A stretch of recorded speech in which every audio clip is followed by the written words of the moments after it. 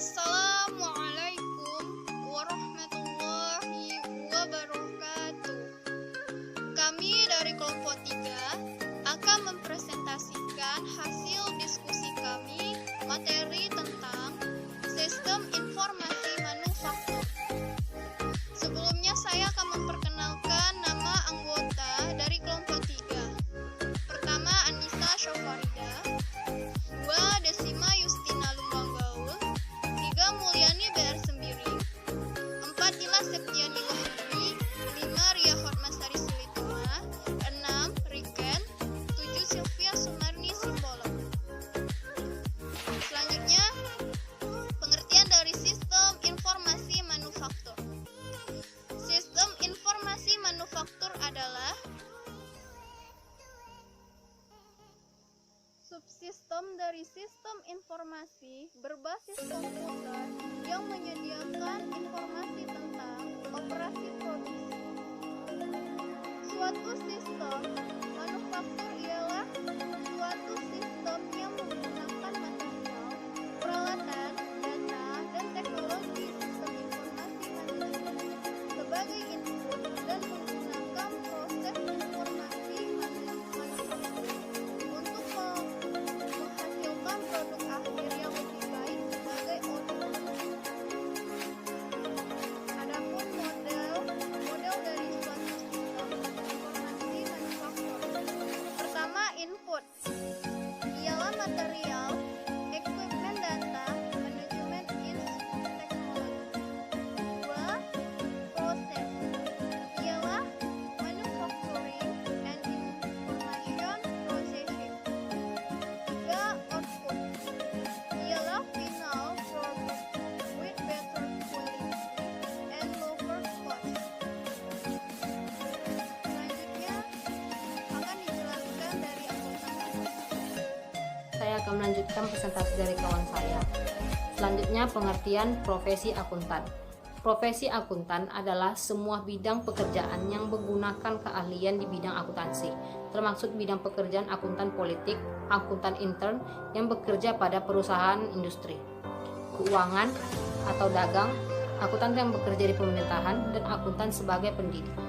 Dalam arti sempit, profesi akuntan adalah lingkup pekerjaan yang dilakukan oleh akuntan sebagai akuntan publik yang lazimnya terdiri dari pekerjaan audit, akuntansi, pajak, dan konsultan manajemen. Selanjutnya akan dibacakan oleh kawan saya. Baiklah, saya akan melanjutkan penjelasan dari materi sistem informasi manufaktur. Di sini saya akan menjelaskan kuantitas pemesanan ekonomis, di mana pada kuantitas pemesanan ekonomis terbagi dalam 3 bagian, yaitu kuantitas manufaktur ekonomis, yang kedua subsistem kualitas, dan yang ketiga subsistem biaya. Di mana yang dimaksud dengan kualitas manufaktur ekonomis adalah untuk memesan pengisian kembali persediaan dari fungsi manufaktur perusahaan. Yang kedua, subsistem kualitas. Kualitas adalah kesesuaian dengan spesifikasi pelanggan. Dan selanjutnya yang ketiga yaitu subsistem biaya. Subsistem biaya adalah subsistem biaya dapat berisi program-program yang menyiapkan laporan produk maupun kursus. Selanjutnya yaitu bagaimana manajer menggunakan sistem informasi manufaktur. Yang pertama, pendekatan mengelola manufaktur, yaitu ROP atau Reorder Point. Yang kedua, MRP atau Material Requirement Planning.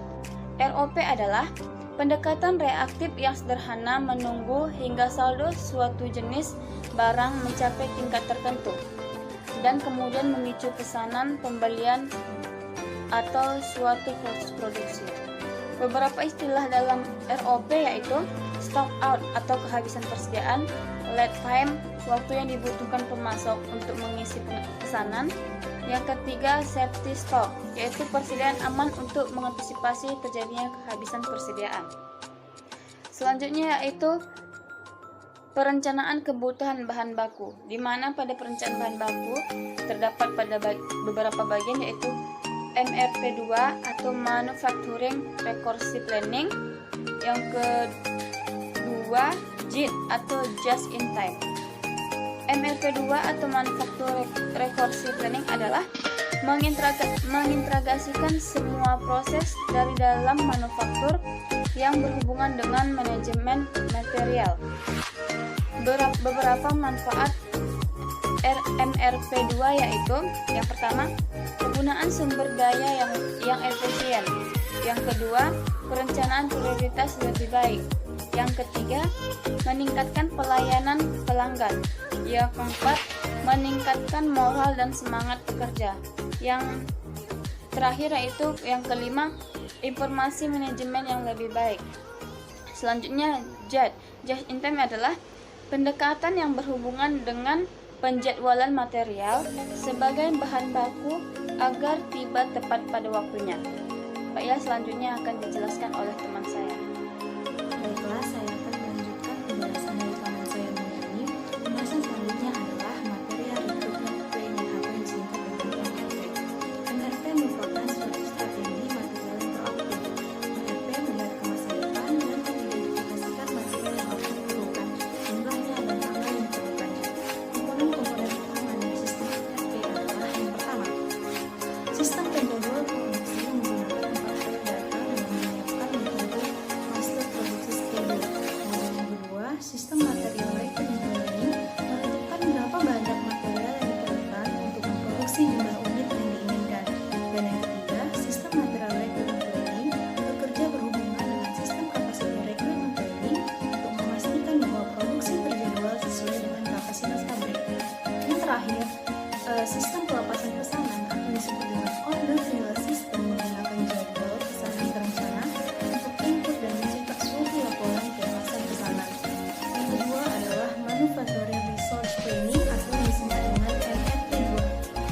Kemudian manfaat dari MRP2 adalah: yang pertama, penggunaan sumber daya yang lebih efisien; kemudian yang kedua, perencanaan prioritas yang lebih baik; yang ketiga, pelayanan pelanggan meningkat; yang keempat, semangat kerja pegawai meningkat; dan yang terakhir adalah informasi manajemen yang lebih baik. Baiklah, penjelasan selanjutnya akan dijelaskan oleh teman saya yaitu Rika.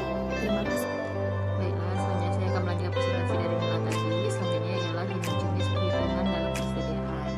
Nah, yang pertama itu adalah order quantity, yaitu jumlah pembelian bahan mentah pada setiap kali pemesanan dengan biaya yang ekonomis.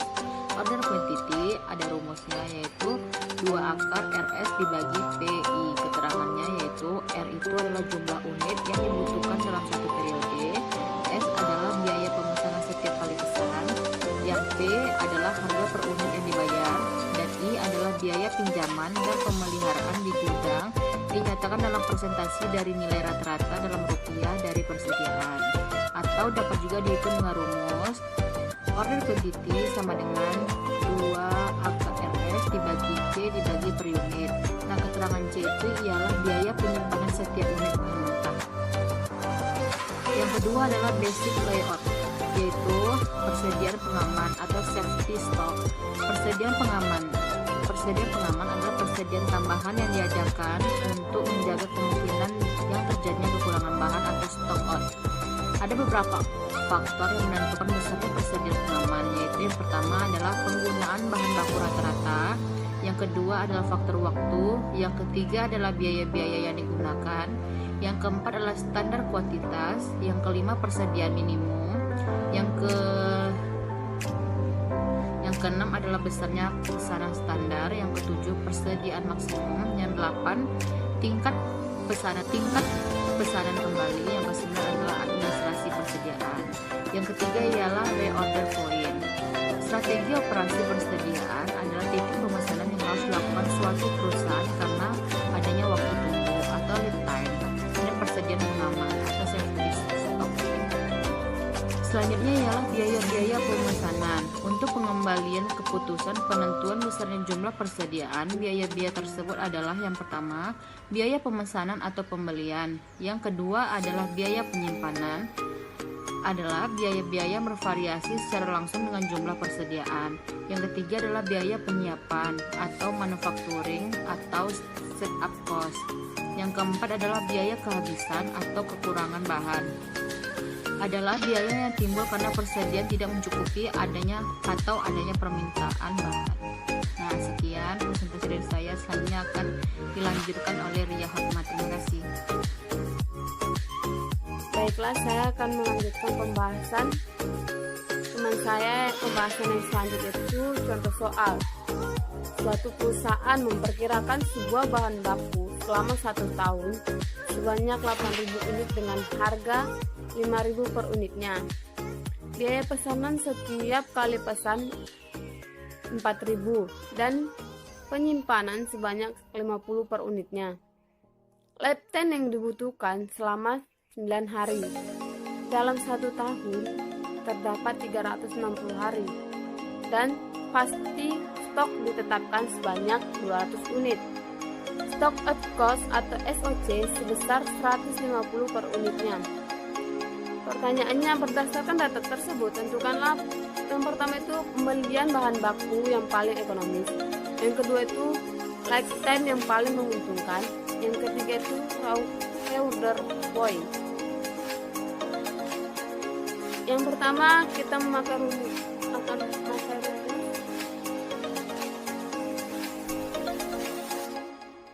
1. EOQ sama dengan akar 2 E dikali R dikali S dibagi C. 2 dikali 8.000 dikali 4.000 dibagi 50 sama dengan 1131,37 unit. Order point pemakaian selama lifetime 9 hari dibagi 360 hari dikali 8.000 sama dengan 200 unit. Pasti stok 200 unit. Order point itu dapatnya dari 200 dari lifetime-nya. Fase stoknya 200 tambah 200 400. Itulah order point-nya. Dan data lifetime-nya yang terjadi dalam perusahaan itu, ini ada tabelnya. Yang pertama itu 4, probabilitasnya itu 15%. Yang 5, probabilitasnya 30%. Yang 6, probabilitasnya 25%. Yang 7, probabilitasnya itu 30%.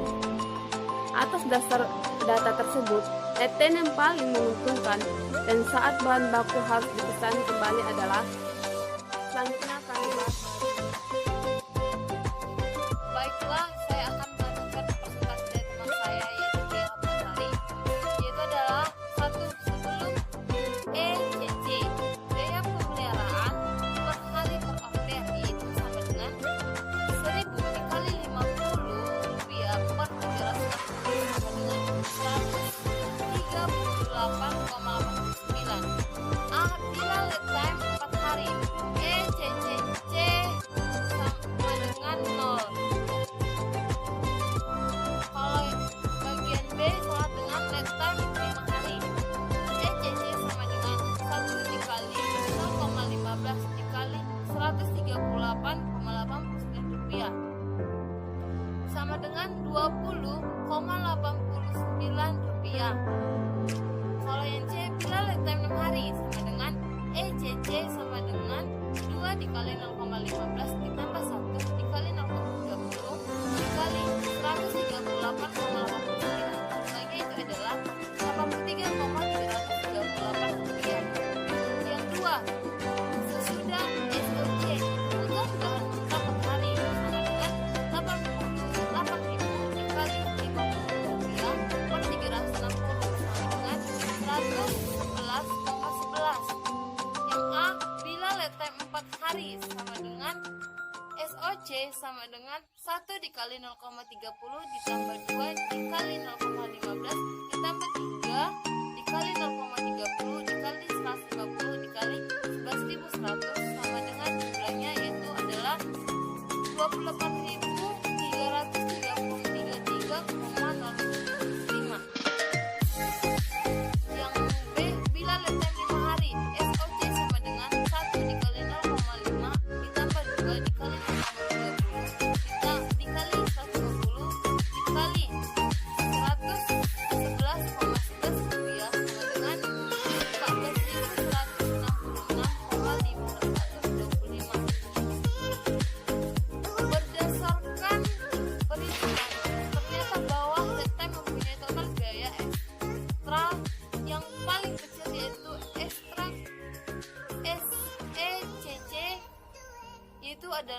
138,89, sedangkan SOC sama dengan 0, berarti total dari kos adalah 138,89. Kesimpulan, bahan baku harus dipesan kembali pada saat tingkat persediaan berada pada bagian A, yaitu adalah subsetting stock, yaitu jumlahnya 200 unit.